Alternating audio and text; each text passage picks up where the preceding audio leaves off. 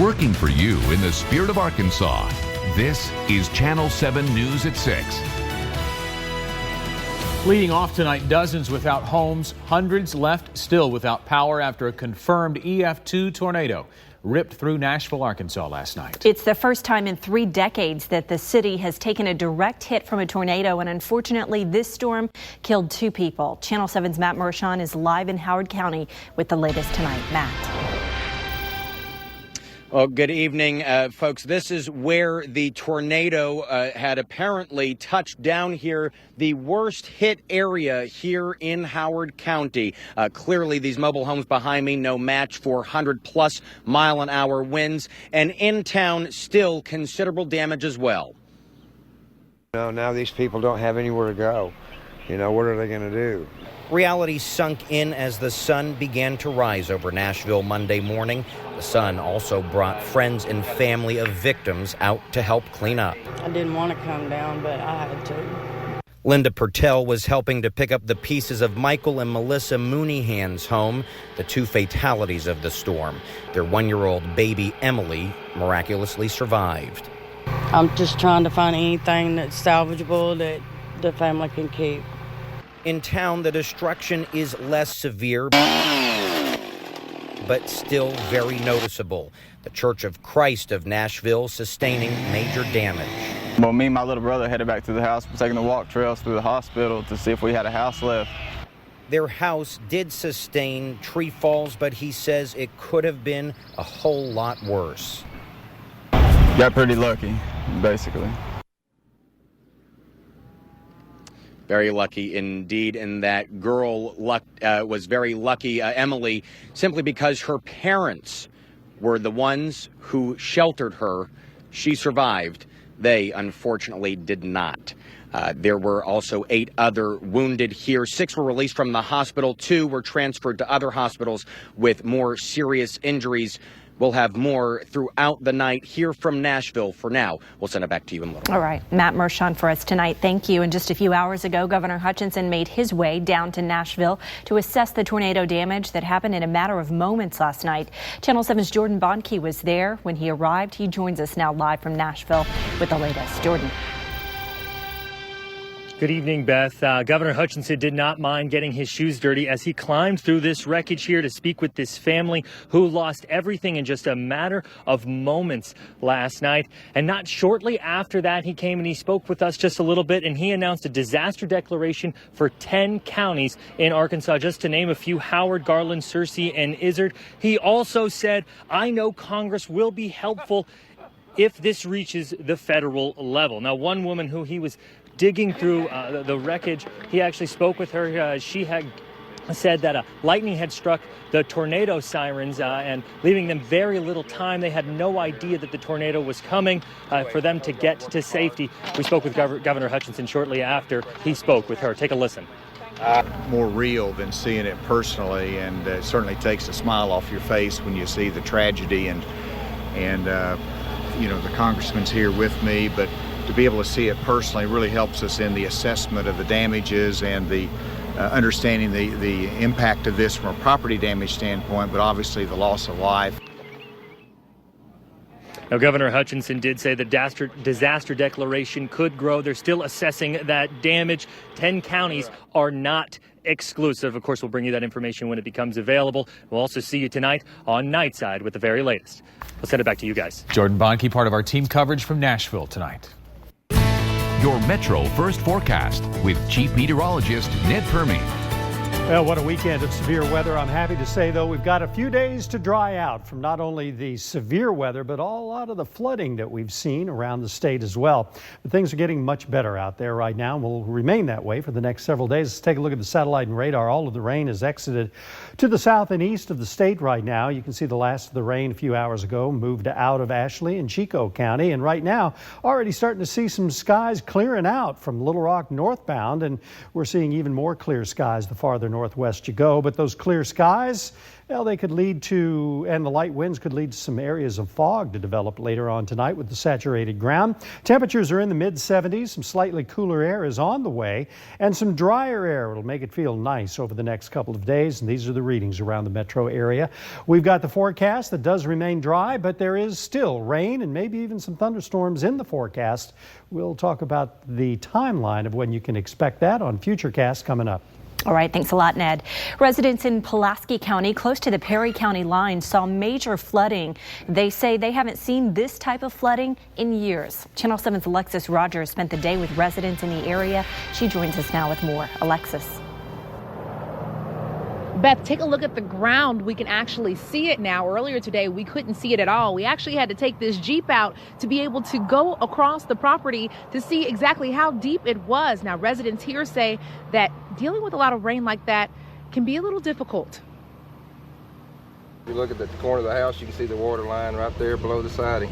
Water, multiple feet high, surrounded the LaRue family residence, a sight that took them by surprise. Slept through it and didn't realize it was raining that hard. Total surprise. Blake says wading in the water was fun, but he was a little concerned. I was kind of scared, and it was crazy. Check out the LaRue family's front yard. At one point this morning, it was above this pole, but as you can see, the water is still knee-deep. We decided to check in with the family's neighbor. Wesley? Yes, sir. What are you doing letting it rain so hard? Moore has lived in the area for 40 years. He says this is the second big flood he's seen. When I first moved down here, we'd have a big rain, and it wouldn't even get over my driveway. On it, I could get in and out. They kept building that low water bridge up higher to hold them a base of water over there in the main creek. Windrock did. Moore's house was safe. His daughter, on the other hand, didn't get the same luck. It's never got into my house. It got into my daughter's house, which is the house on this side. It didn't get in the house. It got in their utility room with it. It didn't do that kind of damage. Other than a couple of tools floating away, the LaRue say life is good.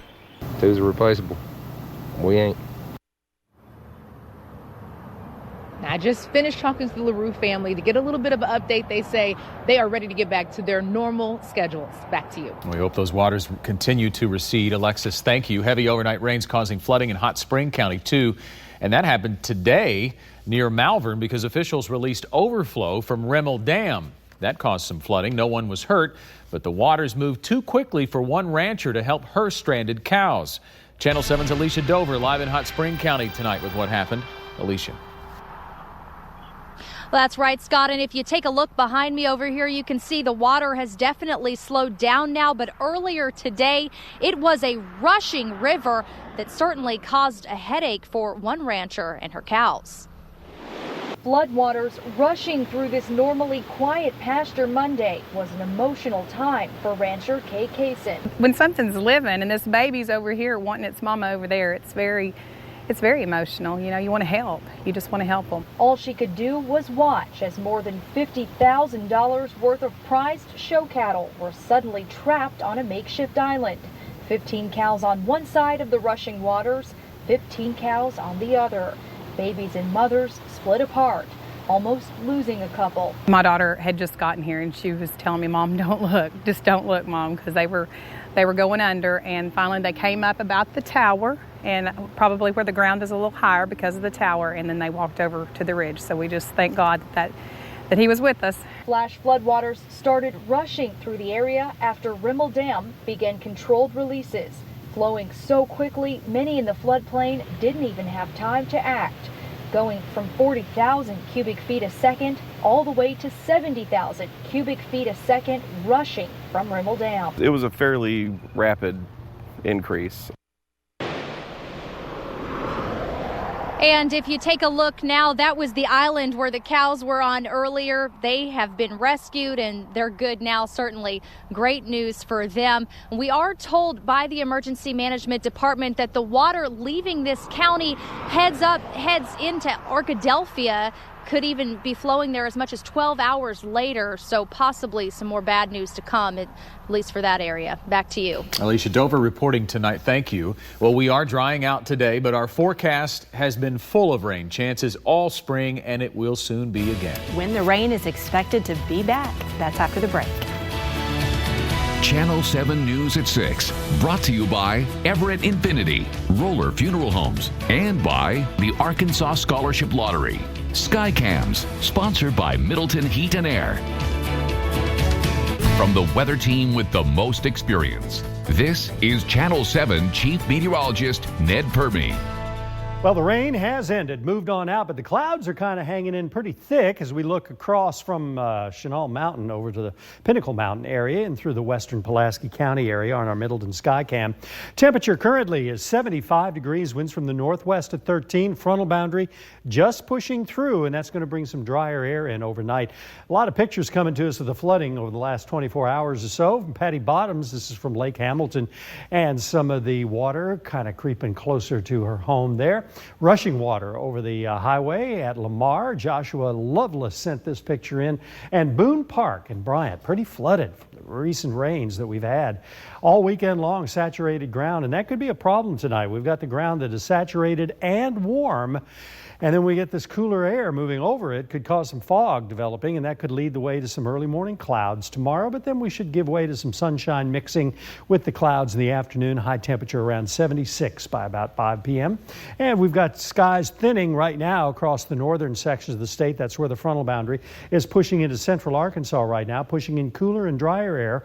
High pressure will build in over the next couple of days, bring us a really nice weather pattern for this time of year, and all the rain and thunderstorm activity as well to our south right now. So slow clearing will continue overnight. As I mentioned, that could lead to some areas of fog in many areas of the state as the surface is still very saturated, and we've got that cool air over the warm, wet ground, and that could lead the way toward morning. We see some clearing in to set the stage for the fog. So that's the only problem we're going to see overnight tonight. Temperature today, 79 degrees, and last night's low was 64. Normally we should be around 80 and 60 as the high and low temperature. And rainfall over an inch and a half, 1.66 inches in the Little Rock area, and that's pushing about 5 inches above normal. And these are the rainfall totals. Just about everybody in on the rainfall action over the last 24 hours. As we can see, had over an inch and a half of rain at Little Rock, almost 3 inches at Hot Springs, almost 3/4 of an inch at Arkadelphia, inch and a half at Russellville, and 0.65 of an inch down at Monticello. Temperatures, cooler readings starting to filter in, 60s and low 70s. We're at 75 here, Jackson 75. But not only will the temperatures be going down a little bit, already in the 60s from Fayetteville up to Harrison, but the dew points, the moisture in the air is kind of being extracted over northwestern Arkansas, and the dew points have fallen into the 40s and 50s, whilst we're still in the 60s over the eastern and central half of the state. These are the current temperature readings: 65 degrees at Fayetteville, 67 up in Boone County at Harrison, 71 at Mountain Home, 71 also at Russellville, 79 degrees, the warm spot, that's at Arkadelphia and Clark County at this hour. Here's our futurecast run, all the rain out of here. We still have a southwesterly flow over the next several days as low pressure develops out over the western U.S., but through Wednesday anyway, it looks like the rain will hold off to the west and start to move in by the middle of the week, but it looks like it's going to hold off until Thursday, when we once again set up several waves of low pressure that'll move through, and that's going to be the case into the weekend. Tonight, partly cloudy, 58 degrees. And some areas of fog developing. Tomorrow's high up to around 76, so a little cooler and less humidity. Make it feel kind of nice out there. 74 will be the high, below average on Wednesday. And by Thursday and into the weekend, we set up a kind of a weather pattern similar to what we had last week, and that is that every day, it's hard to tell exactly when, but we'll have some periods of showers moving through. Southwesterly winds aloft carrying these little disturbances right on through the region all the way into the weekend. All right, sir. Thank you, Ned. Well, maybe you've needed or maybe taken a mental health day from work, but some are willing to go the extra mile to try to stay out of trouble. One website is creating fake doctor's notes, but how good are they? A look at those notes after the break. Well, have you ever taken a sick day from work without actually being sick? Well, some employers don't require a doctor's note, but others do. So how far are people willing to go? Channel 7's Maureen Glisovic is here with a preview about purchasing fake doctor's notes online. Maureen? That is right. Whether it's a doctor's note, a children's clinic's letter, even an oral surgery note for less than $20. The possibilities are endless at bestfakedoctorsnotes.net. But here at Channel 7, we put these notes to the test as we hit the streets of downtown Little Rock. I'm amazed. I'm amazed. I would never even think of doing something like that or even looking for something like that. I would think that this one is real and this one is fake. That one is fake. Does it shock you if I tell you that both of these are fake? Wow, yes, it would. I would say that one's real. And this one's fake or real? I think it's fake. Okay. They're actually both fake. Oh, well, there you go. And tonight on Nightside, we'll hear from an attorney to see just how legal this is, but I also spoke with the doctor whose signature I forged, so you won't want to miss his reaction tonight at 10. Wow. It's just unbelievable. I gotta bet that it's not very legal. We'll see. All right, Maureen, thank you. Coming up in sports, NFL lowers the boom on Tom Brady and the Patriots. And the UCA softball team dancing for the first time in program history. From the Arkansas Select Buick GMC Sports Desk, here's Steve Sullivan. College hoops, Wes Flanagan is coming home. New ULR head coach Chris Beard has hired Wes to be his associated head coach. The former Parkview High star spent 4 seasons as an assistant at UALR from 2004 to 2008. He returns to the Trojans after stops at UAB, Nebraska, and Mississippi State. Good to have him home. How about those 20th-ranked Diamond Hogs? They'll play their final non-conference game of the season tomorrow when they play Creighton at the site of the College World Series, TD Ameritrade Park. Kids that haven't been there, they're probably going to be excited to see it. And, you know, Omaha is a place that you don't drive through it a lot to get somewhere, and you go there for a reason, to eat some good steak and go to the College World Series. So I'm sure there's the guys that are excited to go. And how about the UCA softball team making program history? They're getting set for their first ever NCAA tourney appearance Friday at 3 o'clock in Norman, Oklahoma. They'll play the number 11 seed Oklahoma in round 1. It's a great time for the Bears and their coaches. I keep getting calls and texts from former players and parents and fans and alumni and just supporters of the UCA family and Conway and Central Arkansas. It's amazing how many people this has touched, and it just keeps it fresh. It keeps it alive, and I don't want it to stop. It's amazing. Well, it's just all your hard work pays off, and that's just such a great feeling because you're thinking in the moment, why am I doing this? Why am I out here? And then it's for moments like that, you just go out there and win a championship, and all of that seems so small. Ride for those young ladies. Big news from the NFL. Patriots quarterback Tom Brady has been hit with a 4-game suspension for his role in Deflategate. The NFL saying Brady violated the league's policy on the integrity of the game. The team will also be fined $1 million and will forfeit a first-round draft pick next season and a 4th-round pick in the 2017 draft. These will be the first games Brady has missed since the 2008 season, and his agent says they're going to appeal the ruling, so we're not done yet. All right, Sally, thank you very much. Here's a look at today's closing stock market numbers. We'll be right back. Well, that does it for us on Channel 7 News at 6. Thanks for watching. We hope you have a great night and join us again for Nightside.